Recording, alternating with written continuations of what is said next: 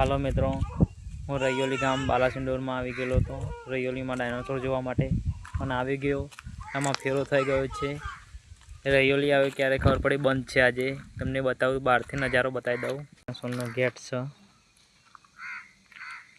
બહારથી તમને અંદરનો ચિહ્ન બતાવી દઉં.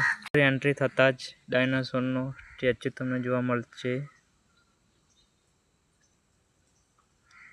આ તો બહારનો નજારો છે. અંદર તો કંઈક અલગ જ છે. હલતો ચાલતો ડાયનાસોર છે. તો અહીંયા આવ્યા હોય તો ચેનલને સબસ્ક્રાઈબ કરવાનું ભૂલતા નહીં અને કોમેન્ટ કરવાનું ભૂલતા નહીં. જય માતાજી. નવા વ્લોગમાં હોય તો સબસ્ક્રાઈબ કરવાનું ભૂલતા નહીં. મિત્રો, તો તમને પહેલો જણાવી દઉં, દર સોમવારે અહીંયા રજા રહે છે.